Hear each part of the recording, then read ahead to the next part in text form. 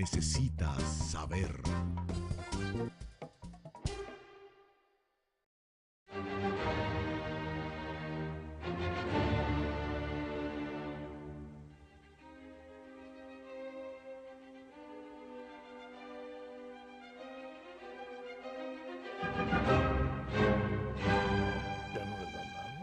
Saludos dominicanos en todo el territorio de la República. Les habla Leopoldo Payalanita.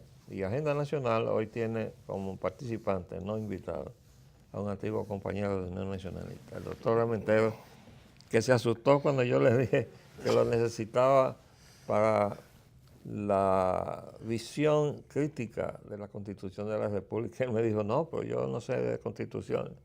No, pero tú sí sabes de los problemas que el país tiene sin resolver.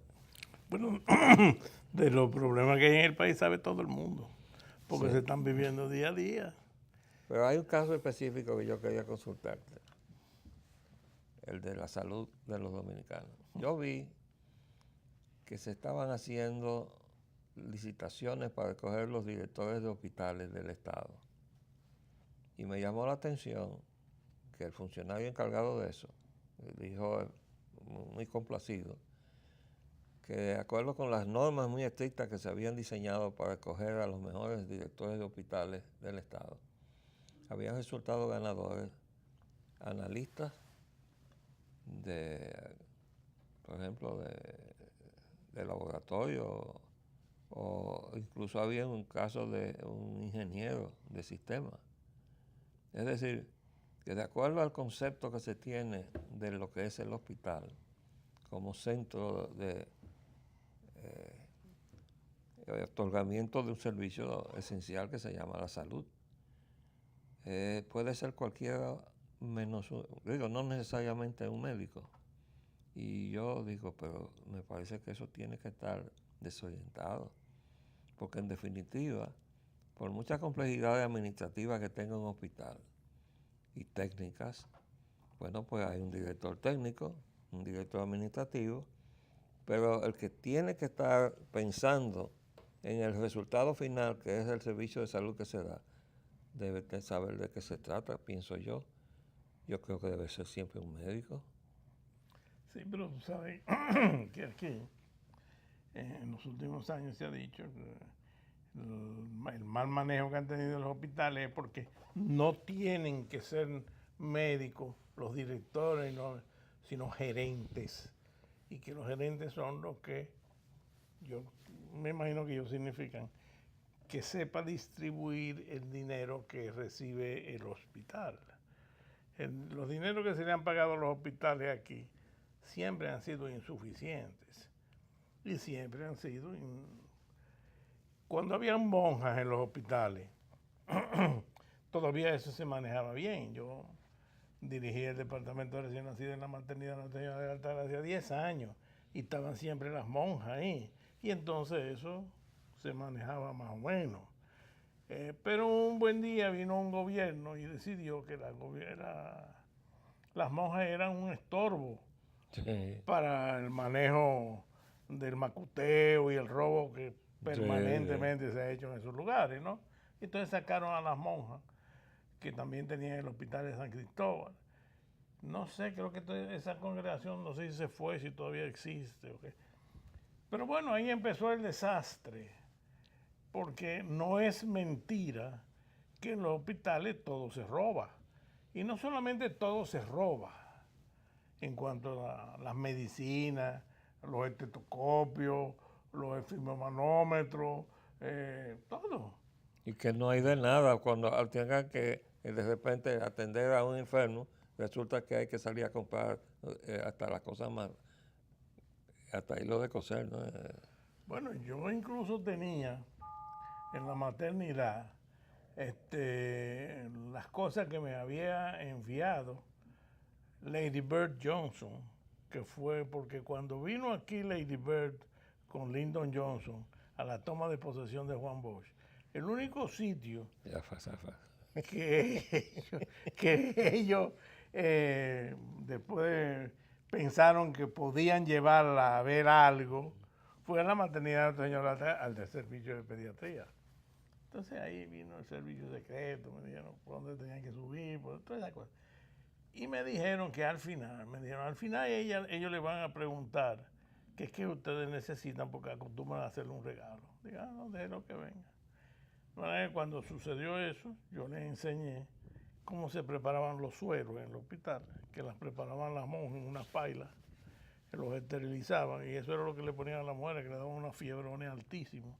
Y yo decía, ¿pero por qué le dan esa fiebre? No, porque es que los sueros, los pirógenos de los... ¿Y qué son los pirógenos de los sueros? Después fue que supe que eran las bacterias, el sucio, la basura que quedaba, por más que lo filtrara en los sueros que se ponían. Entonces yo le expliqué y lo vio Lady Bird y me mandó una fábrica de sueros y me mandó un equipo de oxígeno, porque donde estaban los recién nacidos había que subir, bajar tanques de oxígeno, 4 pisos, y los ascensores no funcionaban. Bueno, un desastre. La misma cosa que hay ahora. Y pues en esa situación, cuando sacaron a las monjas, que ya yo vi que eso era el desastre completo, yo también me fui para mi casa. Pero bueno, para dejarle ya... Lo que te quiero decir es, sí, se necesita un gerente, pero se necesita el conocimiento de un médico. Pero el médico es el que va a impartir lo que es el producto final de todo aquello. Allí hay mucha gente haciendo alguna tarea, pero todo aquello está ensamblado en una cosa, ofrecer un servicio de salud. Y si eso no se impone sobre los tecnicismos del electricista y del técnico en aire acondicionado y del contable que contaba los dineros que llegaban y no alcanzaban, sobre todo eso, para lograr que se dé, haya disciplina, que los médicos y enfermeras tengan la calidad necesaria, que asistan y hagan el horario que les corresponde. Eso lo hace solamente un médico. Y yo no puedo entender que eso puede estar en manos de que un ingeniero de sistema. Por Dios. Entonces, pongo ese ejemplo porque está en el ámbito de la seguridad social, que es otro señor Toyo. ¿De cuál seguridad social es que estamos hablando? Ahora se dice que hay que cambiarla. Pero ¿en qué dirección? Porque nosotros hemos encaminado algunos cambios y todos han sido fallidos. Hoy no hicimos una reestructuración de la policía. ¿Y qué tenemos? ¿Tenemos policía? No tenemos policía. Es el mismo principio que se utiliza en el tránsito, que hay una nueva ley de tránsito, pero la ley 241 nunca se aplicó. Exactamente. Entonces, ¿cómo sabían que aquella ley era mala si esa nunca se aplicó? Y lo mismo pasa con la iniciativa del amigo Hito Bisonado para desarmar la población. Hemos desarmado la población. ¿Y qué hemos obtenido? Coge la estadística, nada más tiene que ver los titulares de los periódicos de la cantidad de muertos que hay a base de uso de armas. ¿Por qué? Bueno, porque la lógica decía, Hito, van a desarmar a los delincuentes primero. Porque me van a poner condiciones y penalidades para que no renovó el permiso porque se le venció, pero había sacado un permiso. Pero el delincuente no saca nunca permiso. No, y además, si la frontera está sellada y entra por ahí de todo, toda clase de armamento. Pero todo entra por la frontera. Entonces, ¿cómo es que vamos a hacer una ley de armas y que eso va a resolver el problema? Entonces estamos cogiendo las cosas al revés. Como decía Valer, la isla al revés, ¿no?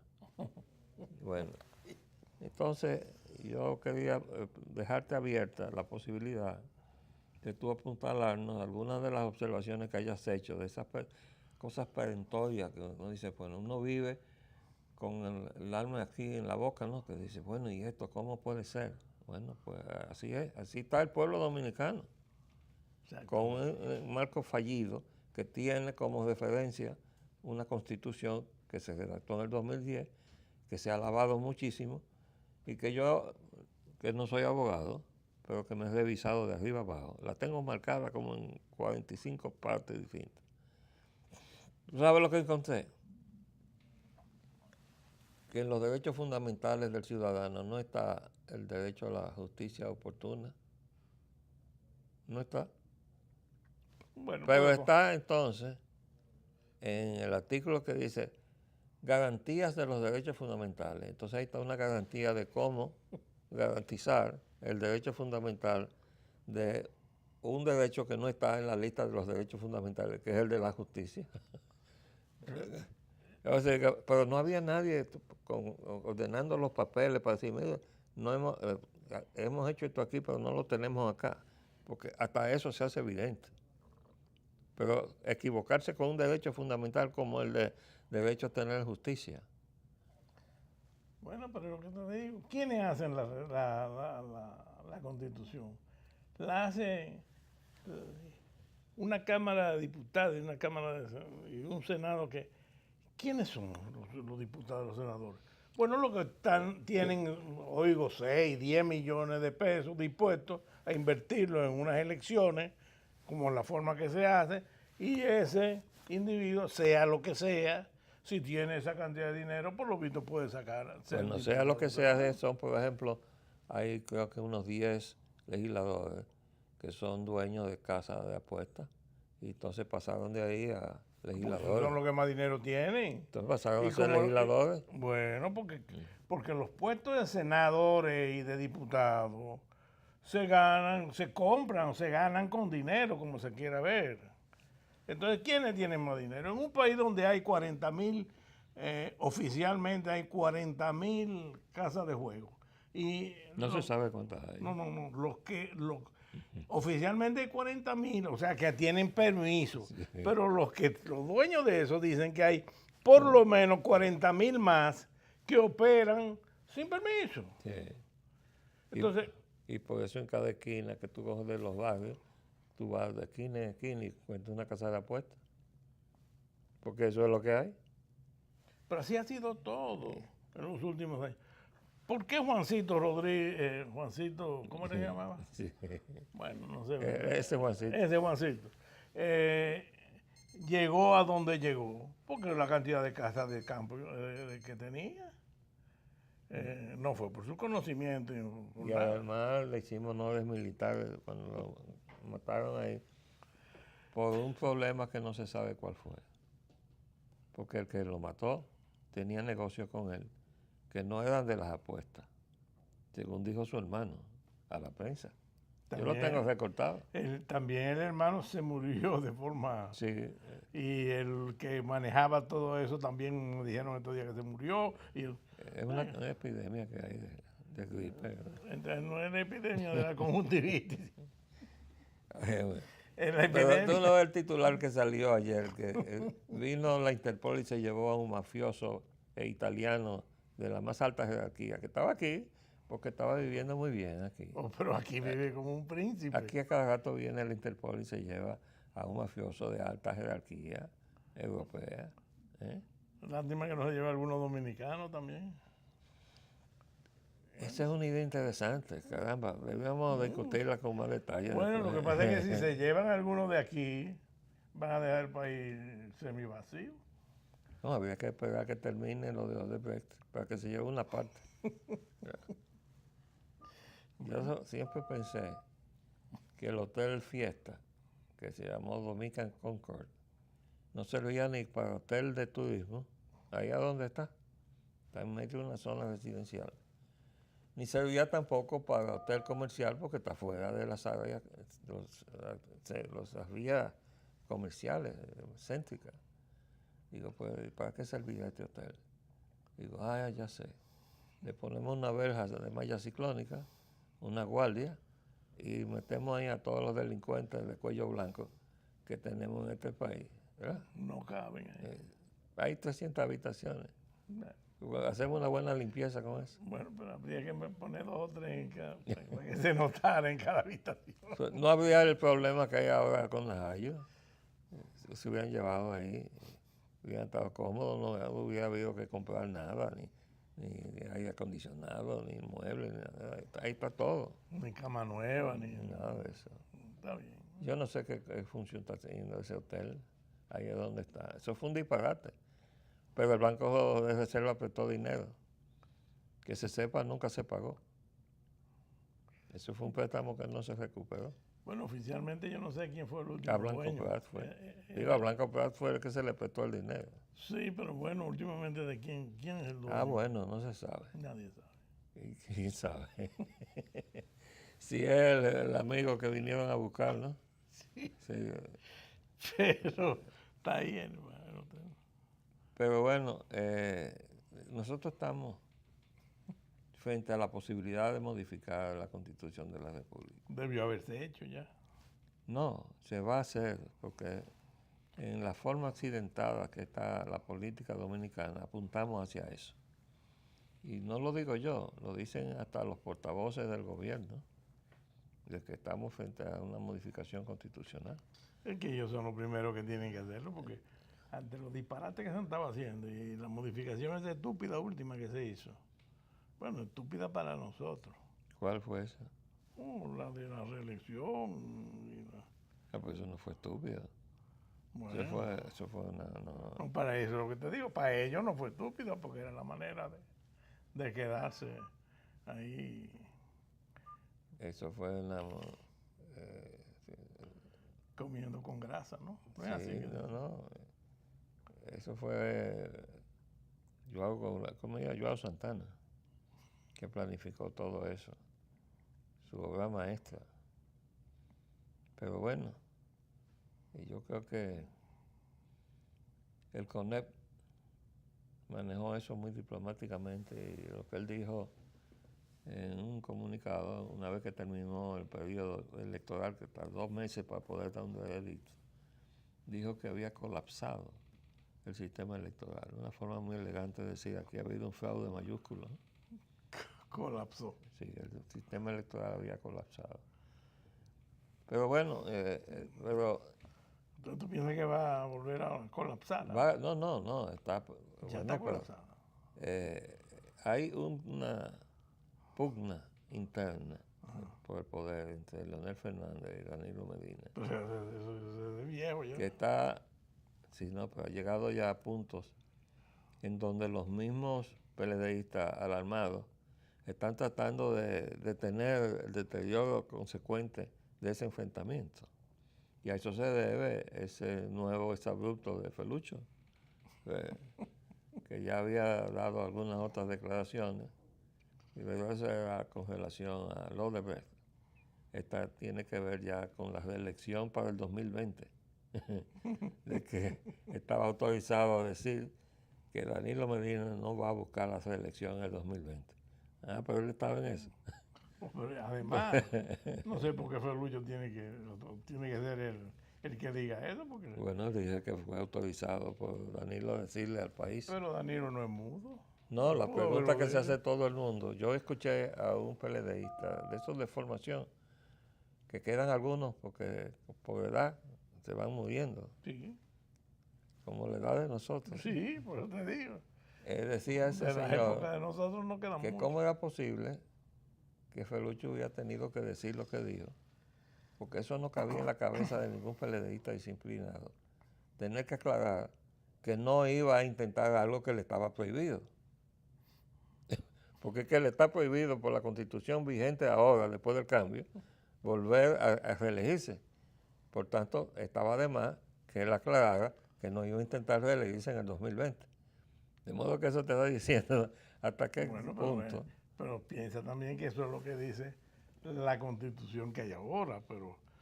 los efectos de lo que dice... que se puede modificar, exacto, ¿no? Los efectos de lo que dice determinada Constitución. Aquí dura menos que el catalán en los cuernos del toro. Bueno. Como dicen los españoles. Pero eso te está diciendo a ti que estamos frente a un evento. Vamos a describirlo así. Que lo hemos tenido en el pasado, ¿no? En donde la Constitución, por ejemplo, se modificó para quitarle 2 años a Balaguer. Sí. Pero antes de eso se modificó para instalar un Consejo de Estado. Bueno, aquí nunca se ha modificado para nada bueno. O para resolver un problema de lo que nosotros sabemos hacer, ¿no? Sí. Porque nos inventamos ciertos problemas que después da mucho trabajo de resolver. Pero se instaló un Consejo de Estado y se le dio facultades congresionales. A mí me gusta esa idea, ¿tú sabes por qué? porque así cerramos ese Congreso, que no sirve absolutamente para nada, como no sea para obstruir el camino. Pero nunca ha hecho nada el No, Congreso. obstruir el camino que nosotros supuestamente tenemos de construir una sociedad democrática en libertad, en disfrute de derechos, pero con obligaciones, ¿verdad? Hemos llegado ahí. Hace rato que estamos enunciando eso. Yo creo que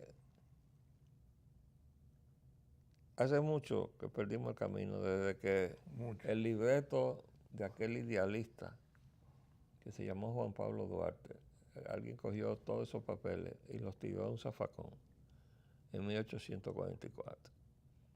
Y entonces nos hemos puesto a inventar. A mí me viene a la mente una frase muy crítica que hizo Fidel Castro antes de morirse sobre la revolución cubana.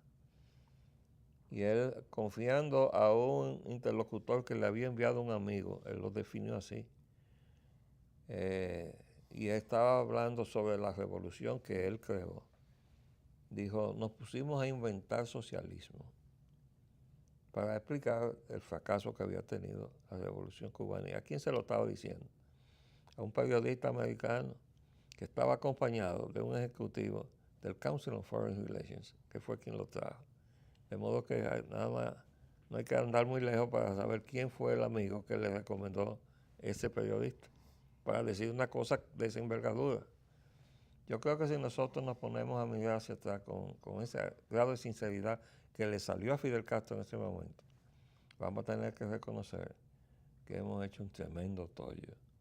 Sobre todo algunos que tuvieron posiciones de vanguardia. Y no me estoy refiriendo a un partido que surgió aquí en algún momento que se llamó Vanguardia, que vino del exilio, sino me refiero a la Liberación, Partido de la Liberación Dominicana, que ha traicionado a su creador, a Juan Bosch. Eso que se ha hecho es una traición a Bosch. Yo recuerdo que en una de las últimas convenciones que se hizo, la viuda de Bosch criticó los resultados de esa convención. Doña Carmen, que está por ahí ya muy mayor. Tiene más de 100 años ya.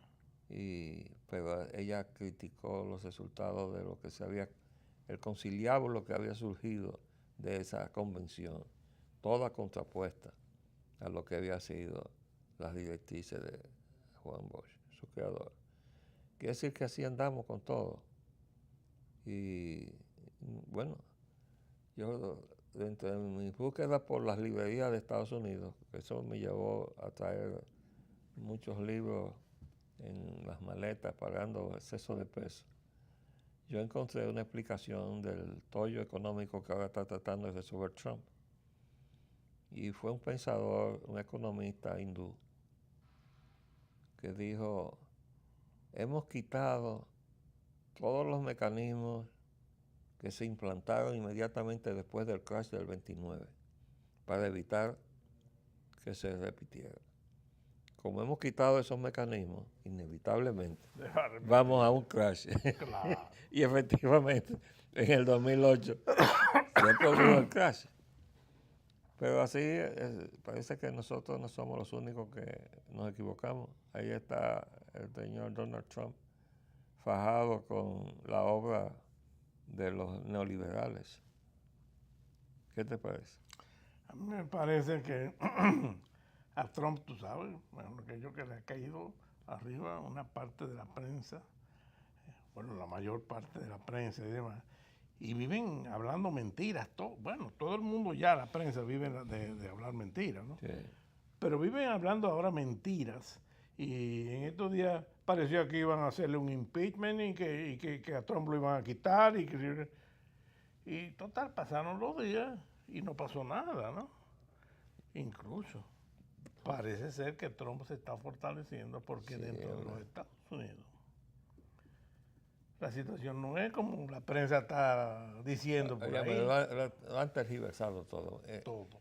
Cuando están diciendo y acusándolo que él trató de evitar que se hiciera el interrogatorio de Flynn, se ha inventado todo. Pero resulta que Flynn no es Flynn, es el general Flynn. Es un ex general. Y el gabinete del señor Trump está lleno de generales. Y mientras él tiene, y de judíos.